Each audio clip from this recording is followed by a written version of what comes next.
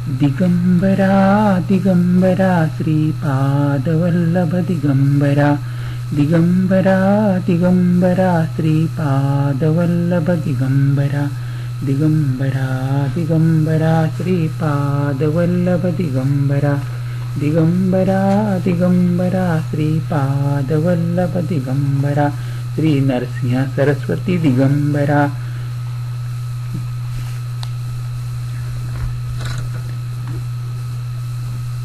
श्री नरसिंह सरस्वती स्वामी महाराजांचे अवतरण।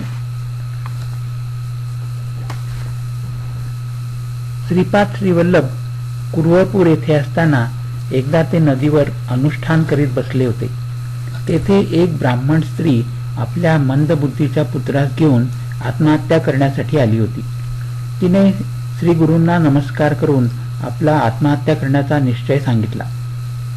गुरूंनी आत्महत्या करण्याचे कारण विचारले, त्यावेळी ती विप्र स्त्री म्हणाली, या मतिमंद मुलास गावातील सारे लोक नावे ठेवतात। याचा पिता एक वेदसंपन्न विद्वान ब्राह्मण होता।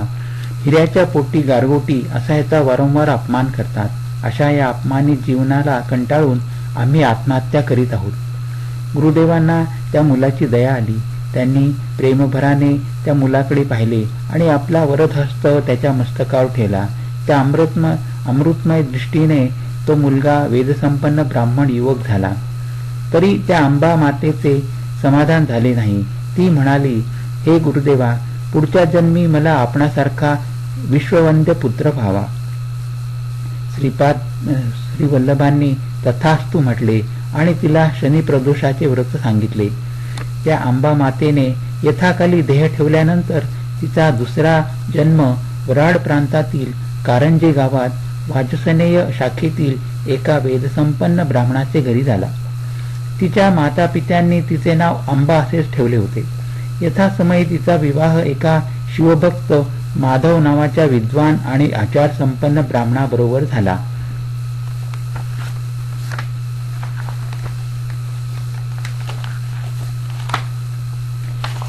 त्या श्रद्धावान दाम्पत्यास पुत्रप्राप्तीसाठी अधिक काळ प्रतीक्षा करावी लागली नाही। ईश्वर कृपेने आंबेस लवकरच पुत्रप्राप्तीची लक्षणे दिसू लागली। त्या दिव्य मातेचे डोहाळे काही आगळे वेगळेच होते। ती श्री दत्तात्रयांच्या उपासनेत सदैव मग्न असे आणि इतर वेळी तत्वज्ञानाच्या गोष्टी सांगे। या शुभ संस्कारांनी परिपूर्ण अशा आंबेने यथाकाली एका शुभ मुहूर्तावर एका दिव्य बालकास जन्म दिला। जन्मताच या शिशूने ओंकाराचा उच्चार केला। बालक वाढू लागला, परंतु तो अन्य काहीच बोलत नसे। या सच्छिल माता पित्यास बालक मुका असल्यासारखे वाटले। वृत्तबंध करण्यास योग्य वय होताच त्या अजाण बालकाने पित्यास खुणेने सांगितले की मौंजीबंधन झाल्यानंतर तो बोलू लागेल। या कथनानुसार नरसिंहाचा वृत्तबंध होताच तो वेद उच्चारण करू लागला। ते पाहून सर्वांना आश्चर्य वाटले। माता पित्यास आनंदाचे भरते आले। सर्व लोक म्हणू लागले की हा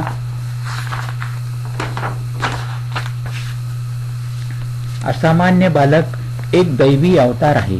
ज्याप्रमाणे सूर्योदय होताच अंधकार दूर होण्यास क्षणाचाही विलंब लागत नाही, त्याचप्रमाणे तो बालक मातेजवळ जाऊन मौंजी बंधनानंतर भिक्षा मागताच तिन्ही वेदांच्या रुच्या उच्च स्वरात म्हणू लागला। नंतर त्या बटूने मातेस आपणास संन्यास घेण्याची परवानगी द्यावी अशी विनंती केली। ती ऐकताच ती माता तर मूर्छितच पडली। शुद्धीवर आल्यानंतर ती म्हणाली, अरे बालका, संन्यास घेण्याचा एक क्रम असतो। प्रथम ब्रह्मचर्य आश्रम, नंतर गृहस्थ आश्रम, नंतर वानप्रस्थाश्रम आणि अंतिम संन्यास आश्रम। हा क्रम सोडून तू एकदम संन्यास आश्रम घेऊ म्हणतोस, ते योग्य नाही। तो दिव्य बटू मातेस सांगू लागला, हे माते, परब्रह्माचे ज्ञान प्राप्तीसाठी संन्यास दीक्षा ग्रहण करायची असते। वैराग्यासाठी ब्रह्मचर्य आश्रम, गृहस्थाश्रम असा कोणताच क्रम नसतो। येथे आळस करावायचा नसतो। हे माते, तू मला या संधीपासून दूर का करतेस? मनुष्याचे जीवन हे आकाशात चमकणाऱ्या विजेप्रमाणे क्षणभंगूर आहे। केव्हा मृत्यू येऊन या देहावर झडप घालेल हे सांगता येत नाही। गेलेले आयुष्य पुन्हा मिळू शकत नाही। केव्हा काय घडेल हे सांगता येत नाही। यासाठी या सन्मार्गात मला विघ्न आणू नकोस, असे म्हणून नरसिंहाने आपला उजवा हात मातेच्या मस्तकावर ठेवला आणि आश्चर्य असे की त्या मातेला पूर्वजन्माची स्मृती झाली. ती माता म्हणू लागली, अरे पुत्रा श्रीपादा, तू आम्हास एक पुत्र झाल्यानंतर जा. त्यावेळी तो बटू म्हणाला, तुझी इच्छा पूर्ण होईल. तुम्हास पुत्रप्राप्ती झाल्यानंतर मी संन्यास घेईन. याप्रमाणे बालक नरसिंह 1.5 वर्षेपर्यंत घरीच राहिला. या काळात त्याच्याकडे अनेक विद्यार्थी वेदसंपन्न झाले. जे विप्र पूर्वी मुकेपणाची नावे ठेवित होते तेच बालक नरसिंहाकडे मार्गदर्शनासाठी येऊ लागले. यथाकाळी अंबा मातेने 2 पुत्रांना जन्म दिला. मातेची इच्छा पूर्ण होताच बालक नरसिंहाने माता पित्यांची आज्ञा घेऊन काशीस प्रयाण केले. सस्मित मुखाने सर्वांचा निरोप घेऊन पुन्हा तुम्हाला सर्वांना भेटेन असे आश्वासन देऊन नरसिंह मार्गस्थ झाला. अल्पवयीन बटूने काशीस येऊन योगाचा अभ्यास केला. त्याच्या तेजोमय मुखाने अत्यंत शिस्तबद्ध आचरणाने काशीच्या ब्रह्मवृंदांनी नरसिंहास संन्यास धर्म स्थापन करण्याची विनंती केली. त्यावेळी त्याने प्रथम स्वतः संन्यास घेतला. काशी क्षेत्रीचे अतिविद्वान वृद्ध संन्यासी श्रीकृष्ण सरस्वती यांचे शिष्यत्व पत्करून नरसिंह सरस्वती हे नाव धारण करून संन्यास मार्गाचा अवलंब केला. स्वतः संपूर्ण विश्वाचे गुरु असताना केवळ लौकिकासाठी गुरु करून घेतले. संन्यास ग्रहण केल्यानंतर भारतात चोहीकडे तीर्थयात्रा करून समाजात अध्यात्म मार्गाचे महात्म्य सामान्य जनतेला समजावून सांगितले. तीर्थयात्रा करीत असताना मार्गात कारंजे गाव लागले. तेथे स्वामी आपल्या माता पित्यास भेटून आले. त्यांनी आपले पिता माधवांना संन्यास मार्गाची दीक्षा दिली.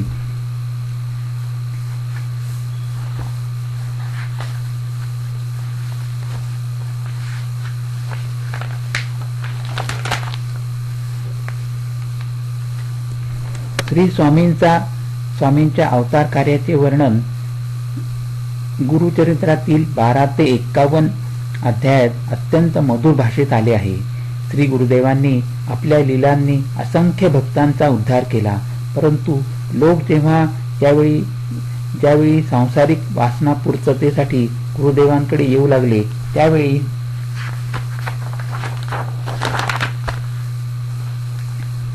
भूमीवर प्रत्यक्ष न राहता गुप्त रूपाने राहावे या विचाराने ते भगवान मल्लिकार्जुनाच्या दर्शनासाठी श्रीशैलम क्षेत्री जाण्यास निघाले.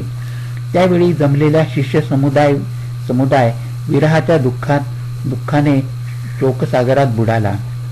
यावेळी श्री गुरूंनी प्रत्यक्ष चंद्रमौलीश्वर स्वरूपात सर्वांना दर्शन दिले आणि कृतार्थ केले. त्यावेळी गुरुदेवांनी केलेला उपदेश अत्यंत मौलिक स्वरूपाचा होता. ते म्हणाले, शिष्यांनो, मी यापुढे देहरूपात प्रत्यक्ष राहणार नसलो तरी याच गाणगापुरात चिरकाल वास करणार आहे. तुम्ही मुळीच दुःख करू नका. माझ्या निर्गुण पादुका मठात आहेत. गुप्त रूपाने आम्ही अमरजा संगमात स्नान करण्यासाठी नित्य येऊ. अधिकाधिक लोक दर्शनाला येतील, त्यामुळे सामान्य भक्तांना उपद्रव होईल, म्हणून आम्ही गुप्त रूपाने राहणे बरे. ज्यांची भक्ती दृढ असेल त्यांना आम्ही नक्की दर्शन देऊ. संगमावरील अश्वत्थ वृक्ष कल्पवृक्ष समान आहे. जे भाविक लोक पादुका आणि अश्वत्थाची निस्सीम भक्तीने सेवा करतील त्यांना इष्ट सिद्धी प्राप्ती होईल. यात कदापि शंका घेऊ नका. तुम्ही सर्वजण सद्धर्माने आणि सदाचाराने राहावे. परमात्मा सर्वव्यापी आहे, त्याला विसरू नका. सतत भगवंताचे स्मरण करा. जे लोक माझ्या वचनावर पूर्णपणे विश्वास ठेवून श्रद्धेने भक्तीने वागतील त्यांच्या अंतरंगी मी निरंतर वास करतो, असे सांगून गुरुदेव पुष्पासनावर बसून कदली वनाकडे निघाले. थोड्या वेळाने नावाडी सांगू लागले की त्यांनी एका यतीस कदली वनाकडे जाताना पाहिले.